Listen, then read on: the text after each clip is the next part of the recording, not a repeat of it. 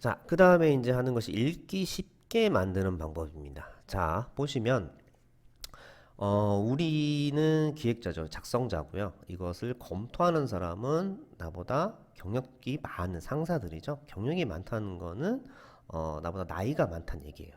그러다 보면은 잘 보시면 우리는 어떤 복잡한 거, 어떤 그 어려운 그림, 어려운 그래프 이런 것들을 쉽게 어떤 캐치해낼 수 있지만 나이가 많이 들면은 나이가 좀 이제 많아지면 그거를 캐치하는 능력이 좀 떨어진다고 합니다. 자, 그게 이제 뇌 인지 능력이라는 건데요. 자, 20대 초반에서 뇌 인지 능력은 35세까지 정점에 달하고 이후 10년 동안 유지하다가 45세 이후로 뇌 인지 능력은 떨어진다고 합니다. 자, 우리의 대표님, 우리의 경영진 분들은 거의 요 정도 수준에 넘어가 있죠. 뭐 35세에서 이렇게 45세 사이에. 그 말은 나의 이제 신입사원들의 인지 능력보다 그게 좀 많이 떨어진다는 얘기예요. 그렇기 때문에 그걸 맞춰줘야 해요. 자, 이 기획서는 내가 쓰지만, 내가 작성을 하지만, 이거를 검토하는 사람은 상사입니다. 그러면 상사의 어떤, 연령에 맞는, 상사의, 또 용어에 맞는 그 상사를 이제 배려하는 부분이 이제 있어야 하는데, 이 상사들은 이런 현상을 가지고 있어요. 그렇기 때문에, 이런 걸 주면서 보고서를 작성을 해야 상사가 읽기 쉽게 그것을 받아들일 수가 있을 겁니다. 자, 이런 부분을 이제 생각을 하고요. 자, 그래서 읽기 쉽게 만들기 위해서는 첫 번째, 자, 레이아웃. 우리가 작성을 PPT 기획서 중심으로 저희가 지금 작성을 하고 있는데 PPT 보고서를 어떤 레이아웃을 통일시켜 주는 게 중요해요. 자, 레이아웃이 뒤죽박죽 돼버리면 상사는 혼란스러울 수밖에 없는 거고요. 레이아웃이 통일이 되면 일단 레이아웃에 대한 부분에 대해서는 편안감을 갖고 기획서를 읽게 됩니다. 자, 그래서 가장 보편적인 것이 첫 번째 제목. 자, 슬라이드의 어떤 이정표, 목차 역할을 하죠. 그래서 이정표는 간단하게 작성을 하고 그 밑에는 헤드 메시지. 그래서 슬라이드 이 한 장표에서 말하고 싶은 핵심 글을 두 번째에다 두고요. 자, 그래서 이 핵심 메시지는 장표에 대한 결론이 됩니다. 자, 그리고 세 번째. 자, 이 결론에 대한 설명 자료죠. 자, 이 결론에 대한 어떤 뭐 근거들이 되겠죠. 그래서 본문에 들어가서는 많은 부분이 들어가죠. 뭐 어떤 컨텐츠 형태가 들어갈 수도 있고 어떤 표, 도형, 뭐 그림, 뭐 프레임워크, 사례 등등 여러 가지가 들어갈 수가 있는데 이거는 결론에 대한 근거를 제시하는 겁니다. 그래서 이러한 순서에 맞게끔 100페이지 넘는 보고서든 200페이지가 다 되는 보고서든 이러한 레이아웃에 맞게끔 구성을 하면 우리의 상사들은 편안함을 가지고 이쪽 헤드 메시지를 보면 이 글의 결론을 볼 수 있구나. 그 다음에 아래 본문을 보면은 그거에 대한 근거를 볼 수 있구나 라고 인식을 하고 이제 바라보게 됩니다. 그렇기 때문에 어떤 레이아웃을 이런 형태로 통일시켜서 작성하는 것이 이제 가장 중요하고요. 두 번째, 이 레이아웃이 통일하는 부분에서 이제 가장 중요한 것이 이제 헤드 메시지인데요.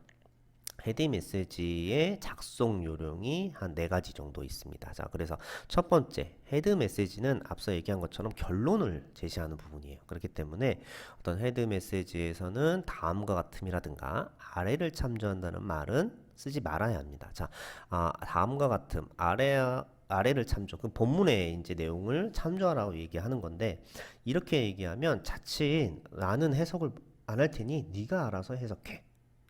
라고 이해할 수 있어요. 자, 상사를 어떤 해석을 하는 사람이 상사가 아니고요. 어떤 그 장표에 대한 부분, 어떤 그래프라든가 데이터 이거에 대한 결론을 이끌어내는 것은 기획자가 해야 되는 부분이에요. 자, 상사는 뭐 하냐? 그걸 보고 의사결정을 하는 거죠. 그렇기 때문에 상사에게 알아서 해석해 라는 뉘앙스를 헤드 메시지에서 주면 안 됩니다. 자, 두 번째. 헤드 메시지는 결론이라고 말씀을 드렸죠. 그렇기 때문에 어떤 요약된 형태로 헤드 메시지를 작성을 하면 되게 성의 없어 보여요. 그리고 나서 어떤 우리의 상사들은 뭐야라는 3종 세트로 공격해 올 겁니다. 자, 뭐야가 뭐냐면 당신 생각이 뭐야? 자, 말하고 싶은 게 뭐야? 그래서 의미가 뭐야? 등등 여러 가지가 있죠. 그렇기 때문에 당연히 헤드 메시지는 결론이 들어와야 되는데 결론이 안 담겨 있어요. 시사점이 없어요. 그러면 당연히 물어볼 수밖에 없어요. 그렇기 때문에 애시당초 헤드 메시지에는 시사점을 담아서 제시하는 것이 바람직합니다. 자, 그리고 세 번째, 아무리 좋은 결론이라고 하더라도 너무 글이 많아 버리면 읽기가 싫어요. 그렇기 때문에 헤드 메시지는 두 줄에서 세 줄 정도가 적당합니다. 자, 보시면 예를 들어서 이제 이런 사례가 있어요. 이런 사례 중에 이러한 밑줄친 부분들은 다 이제 어떤 형용사 부사들이거든요. 꾸며주는 말들. 이것들을 드러내버리면 이렇게 단순하게 만들 수가 있습니다. 그렇기 때문에 이제 헤드 메시지는 너무 글이 많다 보면 글이 많으면 그거는 어떤 형용사 부사들이 많다는 얘기예요. 그러니까 그런 부분을 다 덜어내버리고 핵심적인 내용을 쓴다면 두세 줄 정도면 충분합니다. 그래서 뭐 많아야 세 줄, 그다음에 세 줄은 넘어가지 않도록 하는 것이 중요합니다. 그다음에 네 번째로 서술형 어미로 사용하는 것보다는 명사형 어미로 사용하는 것이 좋습니다. 자, 서술형 어미는 뭐 합니다, 입니다, 어떤 뭐 다, 뭐 이렇게 다 낚아 이렇게 끝나는 거죠. 그거보다는 명사형으로 함, 뭐뭐임 이런 형태로 마무리하는 것이 바람직합니다. 그래서 뭐 그런 부분도 있고요. 그 다음에 서술형으로 가면 이게 단어가 길어져요. 이걸 함축적으로 얘기하는 것이 명사형 어미이기 때문에 이렇게 명사형 어미를 사용하는 것이 이제 어떤 위에 세 번째처럼 어떤 줄을 많이 이제 안 만들고 조금 줄이는 그 감도 있고요. 어떤 명사형으로 했을 때 명사형 어미를 사용한다면 뭔가 강조 포인트가 있어요. 그래서 그러니까 뭔가 끊어지는 맛이 있기 때문에 그런 명사형 어미로 사용하는 것을 추천드립니다.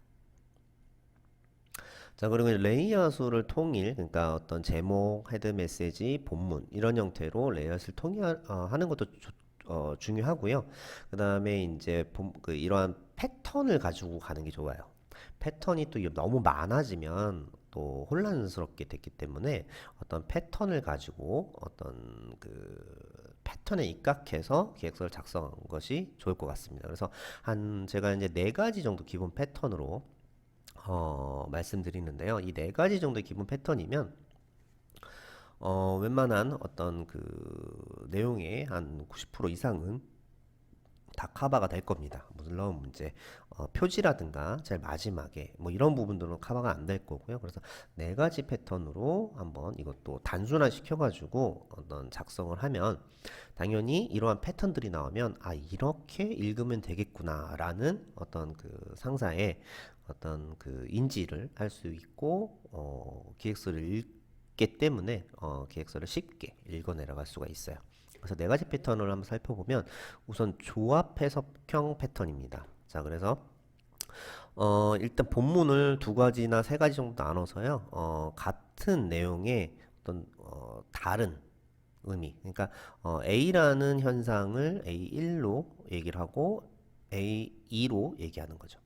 예를 들어서 어떤 그 지금 뭐 저출산율에 대한 저출산에 대한 문제 이런 걸 얘기를 할 때 뭐 A-1은 저출산율, 그 다음에 A-2는 1인 가구 증가율 이런 형태로 해서 같은 의미를 가지고 어떤 두 개를 합해서 해석을 헤드 메시지 하는 형태. 자, 종합 해석형은 A와 B가 다른 거죠. 그래서 다른 의미들을 합해가지고 종합적으로 해석하는 형태. 자, 첫 번째, 두 번째, 종합 해석은 그렇고요. 그 다음에 이제 그 상세 설명형. 자, 헤드 메시지는 이러한 본문의 내용을 설명하는 거죠. 예를 들어서 이런 본문에는 어떤 예시적인 그림이 들어갈 수도 있고요. 그 다음에 어떤 어떤 로드맵 형태의 뭐 이런 것들이 들어갈 수도 있고 어떤 예시, 사례 이런 것들이 들어갈 수도 있죠.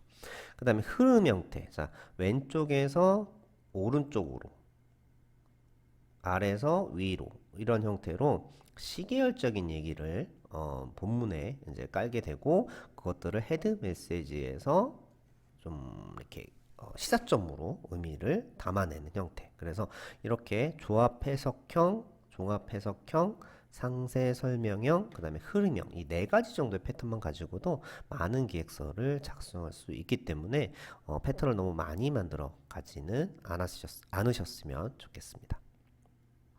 자, 그리고 이제 기획서를 읽고 쉽게 하기 위해서는 누누이 강조하지만 상사의 입장에서 생각해 보라고 말씀을 드렸습니다. 그래서 상사의 입장에서 생각하면 자, 새로운 기법보다는 익숙한 기법을 사용을 해야 됩니다. 그래서 우리가 분석을 하다 보면 분석 방법론 기법들 프레임워크라고 하는데요. 그것들을 많이 사용하죠. 자, 그게 많이 사용하는 이유는 미리 한 몇십 년 전부터 해서 남들이 그거에 대한 어떤 그 중요성을 입증을 했고 효과성을 입증해 놓은 거죠. 그래서 입증을 해 놓은 것을 우리가 사용을 하면 일단 그런 방법론에 대해서 우리가 왈가왈가해서 뭐 설득할 필요도 없는 부분이고요. 그렇기 때문에 많은 프레임워크들을 사용을 하는데 그 중에서도 새로운 것보다는 익숙한 것을 사용하는 것이 좋습니다. 자, 새로운 거. 자, 내 입장에서 새로운 거. 나는 쉽게 받아들일 수 있어요. 하지만 우리 상사들은 쉽게 받아들이기가 어렵죠. 자, 그 부분도 있고요. 그 다음에 상사도 결론적으로 대표이사, 경영진을 설득을 해야 돼요. 그러면 경영진이 익숙한 기법으로 설명하는 거 좋아요.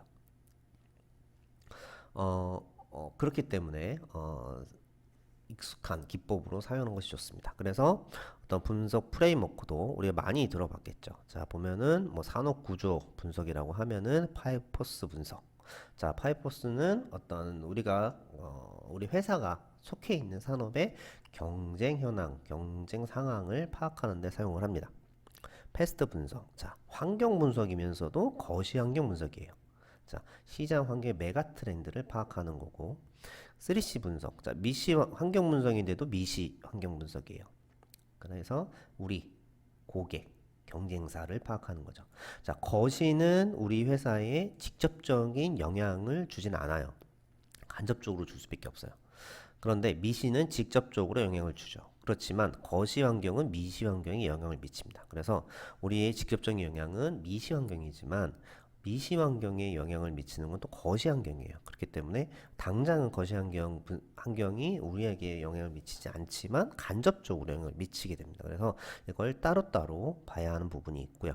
그 다음에 내부 환경 분석, 가치사슬 분석이라고도 합니다. 그래서 내부 환경 분석을 하게 되면 어떤 우리 내부의 강점과 약점을 도출할 수 있고요. 그 다음에 이러한 환경 분석을 하면서 기회와 위험론이 나오게 됩니다. 그래서 내부와 외부 환경의 종합을 하는 것은 수학 분석으로 진행을 합니다. 많이 들어보셨죠? 자, 이러한 수학 분석이 나온 지 한 몇십 년 됐는데도 아직까지 쓰는 이유는 이렇게 익숙한 기법이고 그렇게 오래됐기 때문에 많이 검증이 됐다는 부분이 깔려 있습니다. 그래서 수학 분석이라는 부분은 앞으로도 꾸준히 사용될 기법이다라고 보시면 될 것 같아요.